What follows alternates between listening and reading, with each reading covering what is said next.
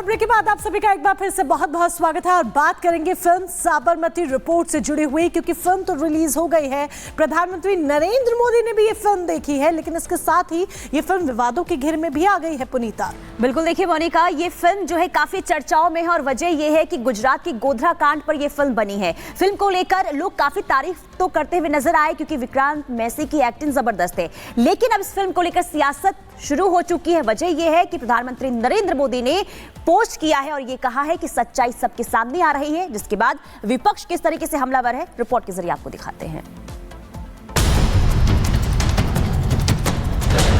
इन दिनों the Sabarmati report film काफी चर्चाओं में है। इस फिल्म को न केवल अभिनय की वजह से सराहा जा रहा है, बल्कि गोधरा दंगे की सच्चाई के रूप में भी परोसा जा रहा है। तो क्या द साबरमती रिपोर्ट से सबसे बड़ा खुलासा होगा? क्या गोधरा कांड का सच सामने आने वाला है? क्या साबरमती एक्सप्रेस का सच छिपाया गया? साबरमती एक्सप्रेस में 59 कार सेवकों की मौत कैसे हुई? ये कुछ ऐसे सवाल हैं जिनके जवाब अभी भी देश तलाश रहा है। फिल्म के समर्थन और विरोध में पहले से ही बयानबाजी की जा रही थी, लेकिन द साबरमती रिपोर्ट को पीएम मोदी का समर्थन मिलने के बाद सियासी पारा उबाल पर है। गोधरा दंगों पर बनी इस कहानी ने देश के प्रधानमंत्री नरेंद्र मोदी का भी ध्यान अपनी ओर खींच लिया। पीएम मोदी ने फिल्म की तारीफ करते हुए सोशल मीडिया एक्स पर लिखा कि ये अच्छी बात है कि ये सच सामने आ रहा है, और वो भी एक ऐसे तरीके से जिससे आम लोग इसे देख सकें। एक फेक नैरेटिव कुछ समय तक ही चल सकता है, आखिरकार सच्चाई हमेशा सामने आती ही है। इस फिल्म को पीएम के समर्थन के बाद बीजेपी और बीजेपी के सहयोगी दलों का भी भरपूर समर्थन मिल रहा है। एक वक्त था जब ऐसे एक पार्टी थी और उसके कुछ दरबारी जर्नलिस्ट थे जिन्होंने इस मौजू को और इस घटना को जो साबरमती एक्सप्रेस में आपने देखा है उसको पूरी तरह से नजरअंदाज करके एक और घटना पर, एक फसाद पर ध्यान दिया। देखिए, सच कितना भी कर लें छुपता तो नहीं है।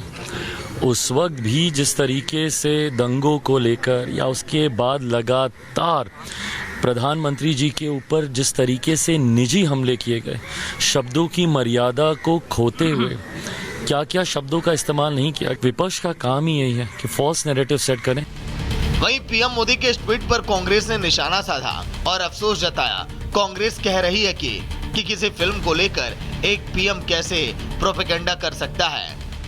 मुझे अफसोस भी होता है और ताज्जुब भी होता है, क्या देश के प्रधानमंत्री का ये स्तर है कि किसी मूवी का प्रोपेगेंडा करेंगे कि इस मूवी को देखना चाहिए? क्या वो मूवी प्रधानमंत्री ने ही बनवाई है?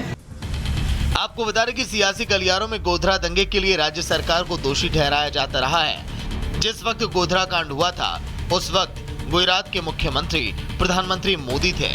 हालांकि इस दंगे के लिए बनी नानावती कमेटी ने नरेंद्र मोदी को आरोपों से बरी कर दिया था, लेकिन विपक्ष आज भी इस दंगे के लिए नरेंद्र मोदी को जिम्मेदार मानता है और गोधरा दंगे को लेकर बनी फिल्म ने एक बार फिर से सियासी पारा चढ़ा दिया है। Bureau report, Republic Bharat. चलिए आगे बढ़ते हैं, बात कर लेते हैं जम्मू कश्मीर की, जहां पर अब प्लान तैयार है, अब प्रहार की तैयारी है। जी हां, जम्मू कश्मीर के एलजी मनोज सिन्हा ने कल हाई लेवल मीटिंग की और इस मीटिंग में अधिकारियों को साफ तौर पर निर्देशित कर दिया है कि अब घाटी से आतंकियों के इकोसिस्टम को जड़ से खत्म किया जाए। बिल्कुल, आतंकियों के इकोसिस्टम को जड़ से खत्म करना होगा। इसके लिए उन्होंने साफ तौर पर दिशा निर्देश जारी किया है कि अगर इकोसिस्टम खत्म करना है तो तमाम जो सुरक्षा एजेंसियां हैं उनको एक साथ मिलकर काम करना होगा। इसके साथ सख्त लहजे में उन्होंने ये भी कह दिया कि वो लोग जो आतंक का साथ दे रहे हैं या आतंक को पनाह दे रहे हैं, उन्हें किसी भी कीमत पर बख्शा नहीं जाना चाहिए।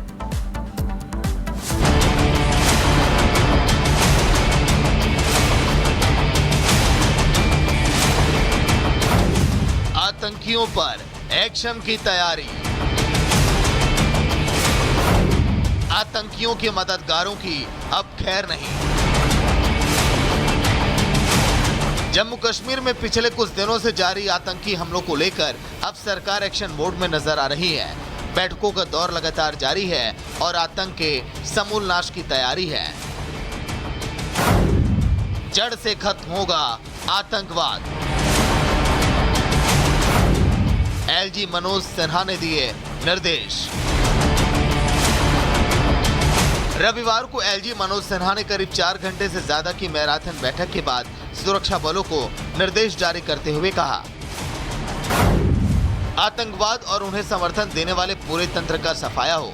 जब तक आतंकवादियों का सफाया नहीं हो जाता, अधिकारियों को चैन से नहीं बैठना चाहिए। आतंकवादी तंत्र की सहायता करने और उसे बढ़ावा देने वालों के खिलाफ सख्त कार्रवाई की जानी चाहिए।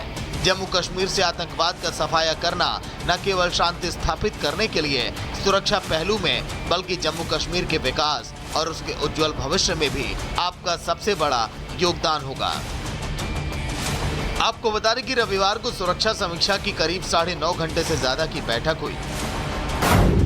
जम्मू कश्मीर के उपराज्यपाल मनोज सिन्हा ने 4 घंटे 20 मिनट तक बैठक की। जम्मू कश्मीर पुलिस महानिदेशक नलिन प्रभात ने जम्मू में 5 घंटे 15 मिनट तक बैठक की। बैठक में कई रणनीतिक फैसले भी लिए गए, जिनमें बुनियादी विकास परियोजनाओं का सुरक्षा ऑडिट करना, रणनीतिक बिंदुओं पर 24 घंटे नाके लगाना, रात्रि गश्त और क्षेत्र पर नियंत्रण करना, मजबूत सुरक्षा और खुफिया ग्रिड सुनिश्चित करना तथा आतंकी ढांचे को खत्म करने के लिए सेना और अन्य सुरक्षा एजेंसियों के साथ गहन सुनियोजित संयुक्त अभियान चलाना जैसे मुद्दे शामिल रहे। दरअसल जम्मू कश्मीर में शांतिपूर्ण चुनाव पाकिस्तान और पाक समर्थित आतंकियों को हजम नहीं हो रहा। बौखलाहट में लगातार हमले की कोशिश कर रहे हैं, निहत्थों को अपना शिकार बना रहे हैं, लेकिन अब उनकी खैर नहीं है, उनका पूरा सफाया तय है। Bureau report, Republic Bharat. और चलिए अब आगे बढ़ते हैं, बात करते हैं श्री कृष्ण जन्मभूमि मामले से जुड़ी हुई, जो कि लगातार सुर्खियों में बना रहता है। और श्री कृष्ण जन्मभूमि मामले से जुड़ी बड़ी जानकारी आप तक इस वक्त ये पहुंचा दे कि मुस्लिम पक्ष की उन 3 याचिकाओं पर फैसला लिया जाना है, सुनवाई होनी है, जो कि मुस्लिम पक्ष की तरफ से दायर की गई थी, और ये फैसला लिया जाना है 21 नवंबर को। बिल्कुल, और 21 नवंबर पर सबकी निगाहें टिकी है कि आखिर सुप्रीम कोर्ट की तरफ से क्या कहा जाता है। लेकिन आपको ये बता दें कि मुस्लिम पक्ष ने जो याचिकाएं दायर की गई है उसके मुताबिक, यानी कि इलाहाबाद कोर्ट ने जो फैसला सुनाया था और ये कहा था कि हिंदू पक्ष की जो याचिका है वो सुनवाई योग्य है, और इसी के खिलाफ मुस्लिम पक्ष जो है वो पहुंचा है सुप्रीम कोर्ट। अब सुप्रीम कोर्ट में इस 21 नवंबर को क्या होता है, इस पर इंतजार सभी को है।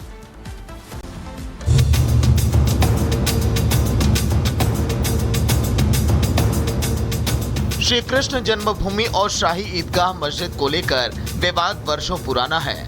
हिंदू पक्ष लगातार इस बात पर जोर देता रहा कि यह जगह श्री कृष्ण की जन्मभूमि है। कोर्ट में हिंदू पक्ष की ओर से 18 याचिकाएं दायर की गई। मथुरा के श्री कृष्ण जन्मभूमि मामले में 21 नवंबर को सुप्रीम कोर्ट में सुनवाई होगी।